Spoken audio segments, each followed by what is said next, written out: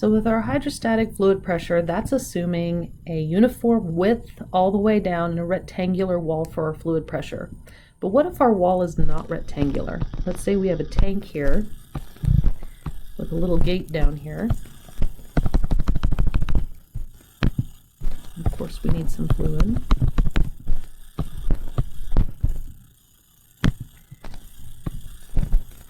This gate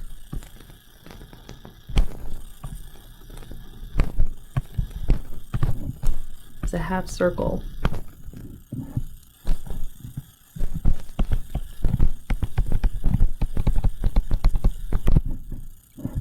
So what's going to happen with that fluid pressure? Well, the fluid pressure is going to increase with depth, but that resultant force is also going to change based on the cross-section. So it's not going to be a nice little trapezoid like what we were doing before. So how are we going to deal with that? So let's set up our terms here. We are going to have a water surface to a sloped surface, angle of alpha, and we have our gate here shown in green. It's going to have a resultant force due to that pressure acting on the gate, and the resultant force is going to act at a vertical depth HP, but it is also going to act at a depth along the surface of YP. Now the shape itself is also going to have a distance to its center, YC. So let's clarify these terms. So YC is equal to the center of the area,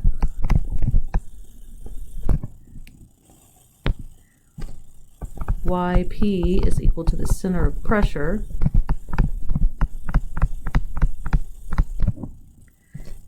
FR is our resultant force,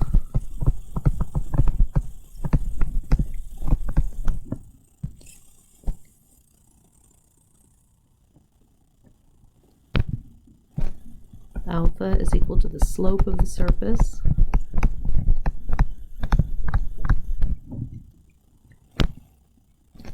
and HP is the vertical depth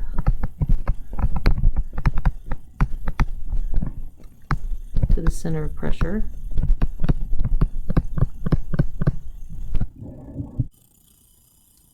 And last, we've got HC, which is the depth to the center of area. So sometimes we're going along the line of action of the surface, and sometimes we're going the depth of from the water's surface. Now, just like in statics, we're going to create a moment of the force resultant times the distance from the surface of the water. So our force resultant times the depth, the integral over the area along the surface, so this being our direction y, times the pressure A. Now, working all this out, I'm not going to do all the in-between calculations. We end up with the resultant force times the center of pressure, the initial atmospheric pressure. So if we're starting in a pressurized system, we need to consider that.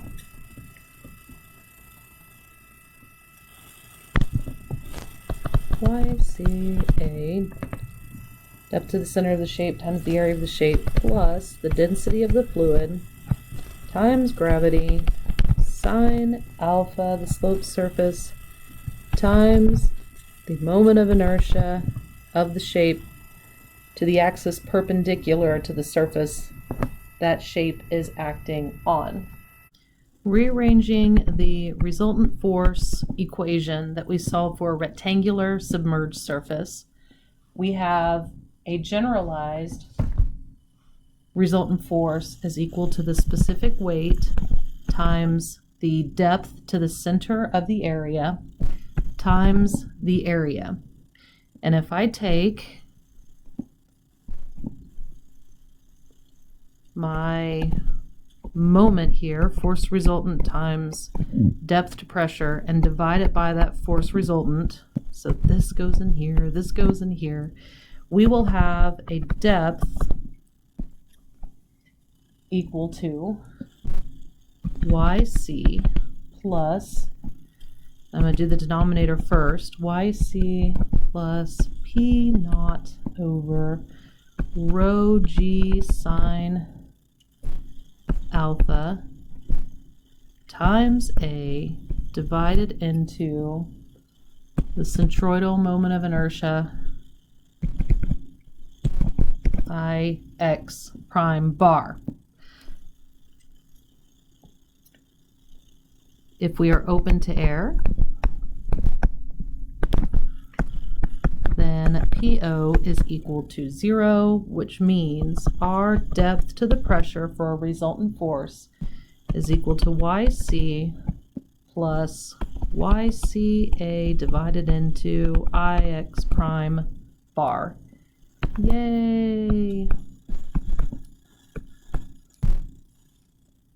So let's put this into practice. I have here a half circle gate submerged in 5 meters of water, and I want to find the resultant force and its location onto that half circle gate. Okay, so that's going to be my force resultant at a depth here, HP, which is going to equal to YP because our alpha here is 90 degrees. So all of our H's and Y's are the same when we have a vertical surface. First part is my resultant force is equal to gamma HCA,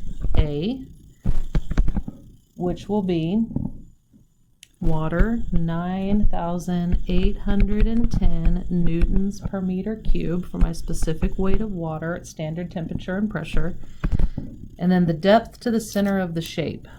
Now our half circle has a centroid here at 4r over 3 pi. So that's going to go into this equation. Here's how I'm going to do it. Let's see, 5 and then plus another radius. So that is 8 meters minus 4 times 3 meters all over 3 pi. And then times the area of my half circle, which is 1/2 pi r squared. And that gives me a magnitude of my resultant force of 932,905 newtons. Next, I need YP, the depth to that pressure, which again is equal to HP in this case because our gate surface is vertical.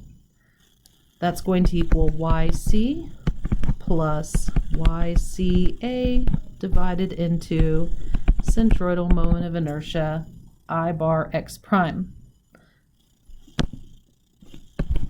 YC is equal to HC because the surface is vertical due to vertical surface.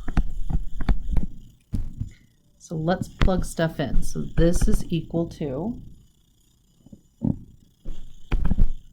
8 meters minus 4 times 3 meters over 3 pi plus, denominator first, 8 meters minus 4 times 3 meters all over 3 pi times the area, 1/2 pi times 3 meters squared, divided into, and if I look at the back of my textbook, I am given the centroidal moment of inertia for a half circle, and that is 0.1098 times radius to the 4th.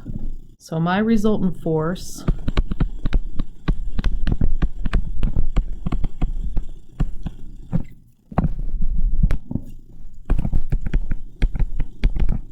ends up being 6.82 meters.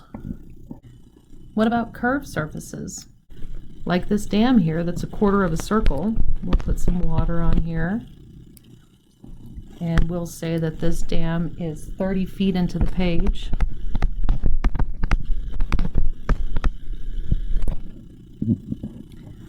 Find the resultant force. Okay, all we have to do is break this up into the volume of water that's acting down, so that's the weight of the water, and then that hydrostatic pressure, like we did for a vertical dam in a rectangular surface, which will be 62.4 pounds per foot cubed times volume, so that's that half circle, quarter circle, 1/4 pi times 15 feet squared, and then the depth into the page, 30 feet. That gives me a weight of 330,810 pounds. And then our hydrostatic force resultant is going to be gamma HCA, right? So that'll be 62.4 pounds per foot cubed times the depth to the center, so that's going to be 15 feet divided by 2, because this projects a rectangle. If we were looking at the dam from this side, it's going to look like a rectangle, right? And then the area is going to be 15 feet times 30 feet, 210,600 pounds. My resultant force, it's just a resultant vector, right? Resultant force is equal to square root of 331 squared plus 211 squared. And you'll notice that I have moved that over to kilopounds. And that gives me 392 kilopounds of force. What if the curved surface is holding the water down instead of holding the water up, if you will? Like this gate that's held by a spring and a hinge, it has a 4-meter radius holding back water. What is the minimum force that we need to hold this gate closed? All right, we still have the hydrostatic pressure. It's going to be horizontal here. We're going to have the weight of the water. And we are also going to have buoyancy here. The water wanting to push up. So our hydrostatic force continues to be gamma HCA. So that is equal to water 9,810 newtons per meter cubed times HC, so that's going to be 4 meters divided by 2, because this looks like a rectangle from the side, times the area, 4 meters, times 4 meters into the page.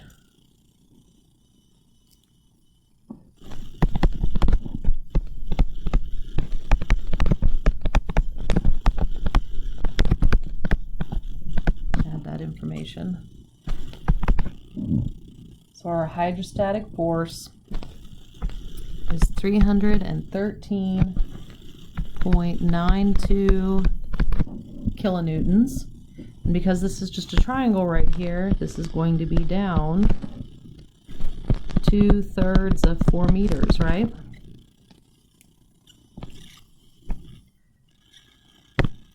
Next is the weight of the water, which is going to be gamma V.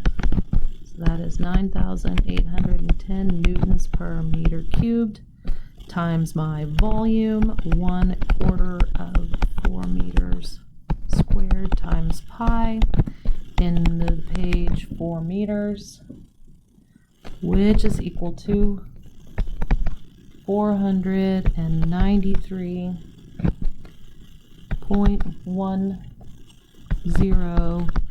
kilonewtons acting down. And I drew it in the middle, but it's certainly not acting in the middle. It's acting at 4r, which is 4 meters, over 3 pi. And that force vertical, remember we talked about pressure at the same depth is going to remain the same. So this is actually a distributed load here.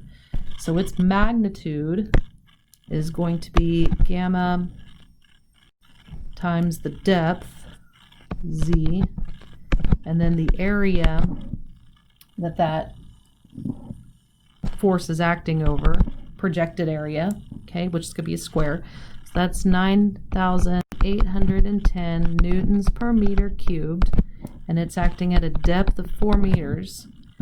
And then the projected area, looking from the bottom up, is going to be 4 meters squared.